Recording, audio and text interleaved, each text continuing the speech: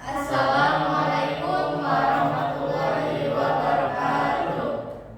Kami di sini akan mempresentasikan tentang cara belajar secara efektif dan efisien. Sebelumnya, kami izin memperkenalkan diri kami terlebih dahulu. Izin memperkenalkan diri, siapa nama Desi Hayani. Izin memperkenalkan diri, siapa nama Ferdian Dani. Izin memperkenalkan diri, siapa nama Darima Sakriko. Izin memperkenalkan diri, siapa nama Glewi Sabtuku. Izin memperkenalkan diri, siapa nama Rizky Pangestu Siaptuku. Izin memperkenalkan diri, siapa nama Farmasta Siaptuku. Nah, selanjutnya definisi belajar efektif dan efisien.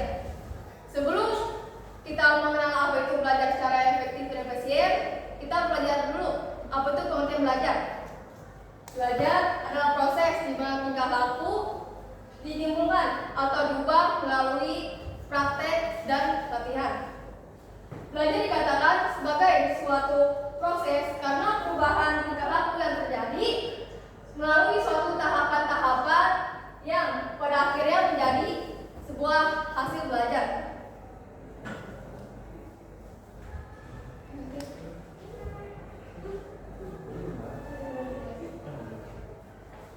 Nah, selanjutnya itu cara belajar secara efektif. Efektif, sebuah usaha untuk mendapatkan sebuah tujuan, hasil, target yang diharapkan. Efisien, usaha yang mengharuskan penyelesaian pekerjaan dengan tepat waktu, cepat, dan memuaskan. Kita lanjut ke faktor yang mempengaruhi hasil belajar. Yang pertama itu ada kondisi internal. Kondisi ini adalah kondisi yang mencakup kondisi yang berasal dari dalam diri. Yang pertama, fisik atau jasmani. Di sini artinya apabila secara umum kondisi seseorang apabila dikatakan sehat, maka akan mempengaruhi aktivitas dan hasil belajarnya. Misalnya, siswa mengalami kondisi sakit. Lanjut ke psikis atau kejiwaan. Artinya, apabila kondisi kejiwaan seseorang dalam belajar kurang stabil. Misalnya, siswa diliputi rasa ketakutan dan kecemasan. Lanjut, adanya kemauan atau niat. Niat yang muncul dari dalam diri individu dan kemauan atau niat tersebut benar-benar tulus. Ya, selanjutnya kecerdasan atau IQ. IQ memang ditimbulkan akan mampu mengikuti belajar di sekolah umum dengan lancar, selama ia tidak mengalami gangguan-gangguan lainnya. Demikian juga apabila seseorang mempunyai kecerdasan di bawah normal, tentunya akan mempengaruhi aktivitas dan hasil belajar di sekolah. Selanjutnya minat. Minat adalah tertarik dan kuat terhadap objek tertentu. Apabila seseorang dalam belajarnya sudah tidak mempunyai rasa ketertarikan yang kuat terhadap objek yang dipelajari, tentunya aktivitas dan hasil belajar yang dicapai tidak optimal. Demikian juga sebaliknya. Selanjutnya motivasi. Motivasi adalah dorongan yang ada dalam diri seseorang untuk mencapai suatu hasil tertentu. Selanjutnya yang kedua, kondisi eksternal. Kondisi lingkungan adalah keadaan alam sekitar siswa yang mempengaruhi kegiatan belajarnya, baik lingkungan personal maupun lingkungan material. Untuk kondisi eksternal ada dua, yaitu sarana dan prasarana dan lingkungan sekitar. Untuk sarana dan prasarana di sekolah adalah fasilitas yang mendukung proses kegiatan belajar siswa.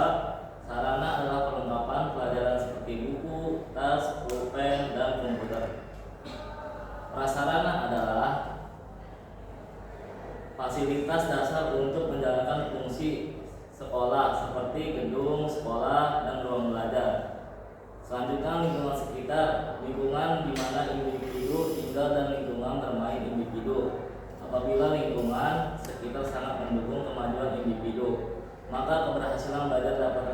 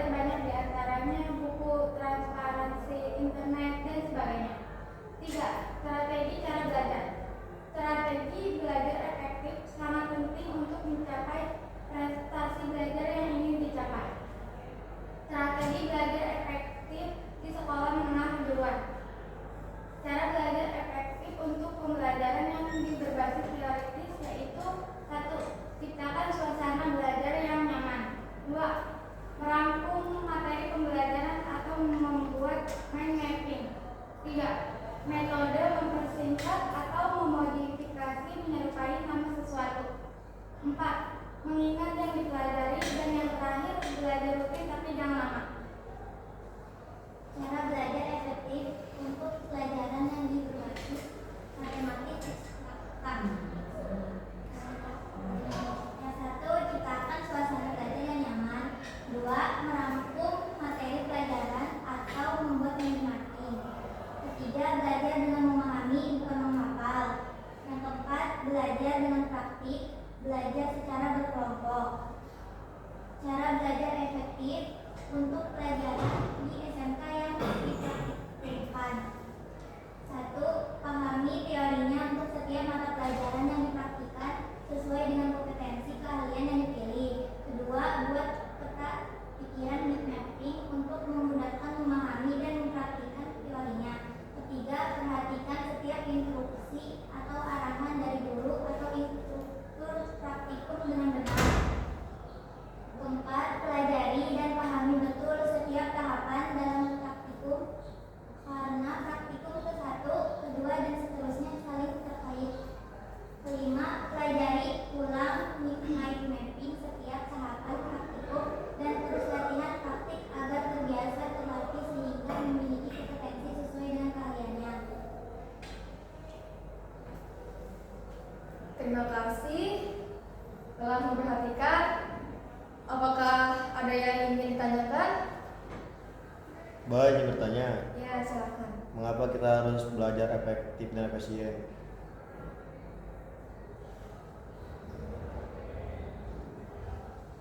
Kenapa ya? Ya, kenapa? Mengapa? Ya, kenapa? Nah, kalau yang di sini tuh 3 hal yang mendukung. Tadi kalau kata Kreator Rohman, mengapa kita harus belajar secara efektif dan efisien, benar nggak? Ya, benar. Nah, kalau menurut pendapat saya, mengapa sih? Ada untungnya juga. Jadi ada bisa membantu memahami materi. Terus selanjutnya itu membantu mendapatkan hasil yang maksimal. Jadi membantu memahami suatu materi dan mendapatkan hasil yang maksimal atau yang kita inginkan. Ya, cukup. Ya, ada lagi nggak? Mbak, sebenarnya Ya, kembali ke saya atau ke ini yang lain juga? Mbak Desi, Oke. apa yang dimaksud dengan internal dan berikan contohnya? Ya, perlu kita ketahui internal itu yang berada di dalam. Kita bisa bedakan internal itu di dalam dan eksternal itu di luar. Internal itu ya udah dari namanya di dalam. Berarti contohnya itu seperti ini internal itu seperti apa? Seperti di dalam sekolah, Iya, maksudnya dalam apa? Dalam hal apa? dalam hal belajar.